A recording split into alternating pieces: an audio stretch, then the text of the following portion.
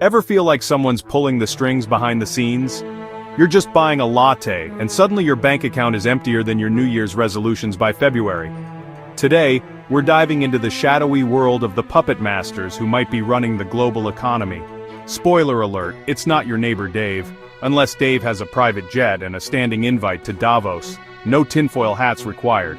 We're talking about the real power players, the names that surface every time there's a financial crisis or a global summit. These aren't just boardroom bigwigs, they're the Avengers of influence, except they're deciding who gets to own the world. So, whether you're a future billionaire or just want to know why your rent keeps going up, this countdown is for you.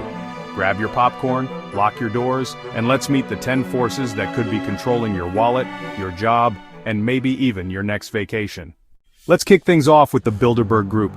Every year since 1954, the world's most powerful politicians, CEOs, and royalty meet in secret, usually at a 5-star hotel with more security than a Marvel movie set. The goal? To foster dialogue. Sure, the guest list is tighter than the security on Beyoncé's phone. Prime ministers, central bankers, and the occasional tech billionaire. No press, no public statements, and definitely no Instagram stories. If you're wondering what they discuss, nobody really knows.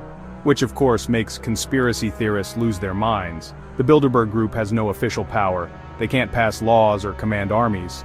But when you put the world's top decision makers in one room, you better believe deals are being made. Deals that could affect your mortgage rate or your next job offer. So, is it a harmless networking event or the ultimate shadow government? I'll let you decide. If you thought the Bilderbergs were exclusive, meet their mysterious cousin, the Trilateral Commission. Founded in 1973 by David Rockefeller, the Trilateral Commission brings together leaders from North America, Europe, and Asia. They say it's about closer cooperation. Translation: let's make sure we're all on the same page before the rest of the world finds out. Their influence? Massive. We're talking former presidents, prime ministers, and billionaires who probably consider yachts starter boats. If you've ever wondered why the world's biggest economies seem to move in sync, it might be because these folks are texting in a very exclusive group chat. Critics say the commission is too secretive. Members claim it's just a think tank. Sure. The reality? When this many power brokers get together, you can bet big decisions are being made. Decisions that trickle down to the price of your avocado toast. So, next time you hear about coordinated global action, just remember, it might have started with coffee, croissants, and a side of world domination. Next up, the World Economic Forum, where billionaires and politicians rub elbows in Davos, Switzerland. It's like prom night for the 1%, but with more climate change panels and fewer awkward slow dances. Every January, Davos hosts the people who literally move markets with a tweet. Think Elon Musk, Bill Gates, and every finance minister who's ever had a panic attack over inflation. The World Economic Forum is famous for its annual Global Risks Report, the one that tells us what to panic about for the next 12 months. Leaders debate big topics: AI, inequality, climate change, and let's be honest, how to keep their private jets carbon neutral. But don't let the TED Talk vibes fool you. Behind the scenes, deals are being struck faster than you can say, sustainable supply chain. Whether it's a handshake in a hallway or a billion-dollar merger over fondue, Davos is where the future gets negotiated. So, if you're ever wondering why your boss suddenly cares about ESG, thank or blame the World Economic Forum.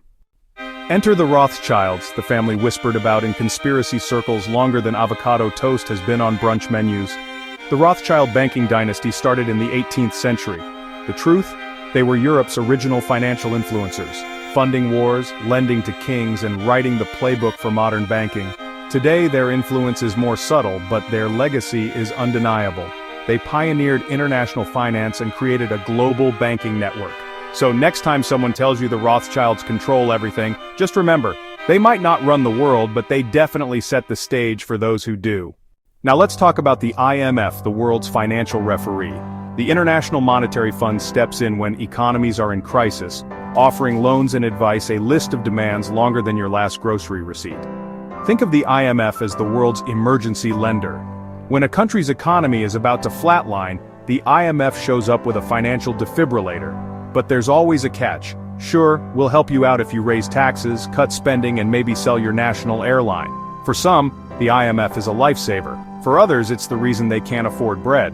Their policies have lifted countries out of disaster, but sometimes at the cost of deep austerity and public unrest. Love them or hate them, the IMF is a major player. When they talk, presidents listen.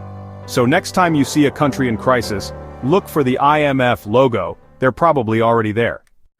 Ever heard of the BIS? No? That's exactly how they like it. The Bank for International Settlements is the central bank for central banks, basically the puppet master's puppet master. Located in Basel, Switzerland, the BIS doesn't make headlines, but its decisions ripple through every economy on Earth. The BIS is where the world's top central bankers meet to set the rules of the monetary game, how much money gets printed, how much interest you pay, and whether your savings account grows or just sits there, mocking you. No public meetings, no press conferences, just closed doors and a whole lot of economic jargon. So, next time your central bank makes a move, remember there's a good chance the BIS called the play. Moving on, the Council on Foreign Relations, where foreign policy is discussed over coffee and world domination, is just another agenda item. Founded in 1921, the CFR is like your college debate club, if everyone in it ran a country or a Fortune 500 company. The CFR's members include presidents, diplomats, journalists, and CEOs. They host think tank panels, publish influential reports, and occasionally drop policy ideas that end up shaping the world. The CFR's power is all about access and influence. Their meetings are public, but the real action happens in the hallways where deals are cut and alliances are forged. Critics say the CFR is too cozy with power. Supporters say it's just a place for smart people to talk. Either way, when the CFR speaks, people listen. And sometimes they act. So the next time you see a world leader quoting a CFR report, just know that's not a coincidence. And then there's the G7. Imagine the world's richest countries having a group chat. Not about memes, but about your future. The G7 is made up of the United States, Canada, Japan, the United Kingdom, Germany, France, and Italy. The economic big dogs who meet every year to discuss, well, everything. From trade wars to climate change, the G7 sets the global agenda. When the G7 speaks, markets listen. These summits are where the world's most powerful leaders hash out agreements that affect everything from gas prices to global security. The decisions made here can ripple through your life in ways you might never see, until you check your next utility bill. Some say it's just a talking shop. Others say it's the ultimate backroom deal. The truth? Probably somewhere in between. But one thing's for sure, if you want to know what's coming next, pay attention to the G7. So, next time you see leaders awkwardly group hugging for the cameras, remember, this isn't just a photo op, it's your economic forecast. Let's not forget the Federal Reserve. They control the money printer, and trust me, it goes brrr more often than you think. The Fed is the central bank of the United States, but its influence stretches way beyond American borders. When the Fed sneezes, the whole world catches a cold. The Fed sets interest rates, regulates banks, and decides how much money is sloshing around in the economy.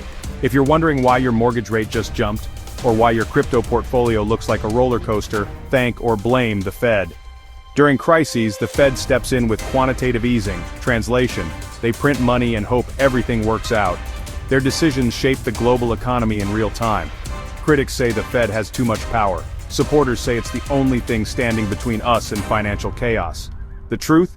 The Fed is like the wizard behind the curtain. Mysterious, powerful, and occasionally terrifying. So, next time you hear the Fed raise rates, just know your wallet is about to feel it. Finally, the new kids on the block. Tech titans. Google, Amazon, Facebook, Apple. If data is the new oil, these guys are the OPEC of the internet. Unlike the old-school power players, tech giants don't need to run for office or attend secret meetings in Switzerland. They just rewrite the rules with a line of code. Algorithms decide what news you see, what ads you click, and, let's be honest, how much time you'll waste doom scrolling tonight. With a single policy change, they can make or break entire industries, and when it comes to lobbying, these companies spend billions making sure the laws work in their favor. Critics warn about monopolies and privacy invasions. Supporters say tech makes life better. The reality? Tech titans are shaping the future faster than regulators can keep up. So, next time you Google something, just remember, you might not know who runs the world, but your search engine probably does. So, next time you check your bank account or scroll through your feed, remember, there's a whole world of power moves happening behind the scenes. The economy isn't just numbers, it's a high-stakes chess game played by the most exclusive clubs on the planet. Their next move could be shaping your next paycheck, your next investment, or even your next meme stock gamble. But here's the good news. Knowledge is power. The more you understand who's pulling the strings, the better you can navigate the chaos. Maybe you can't score an invite to Bilderberg or Davos, but you can stay informed, ask questions, and demand accountability. Stay curious, stay bold, and I'll see you in the next video.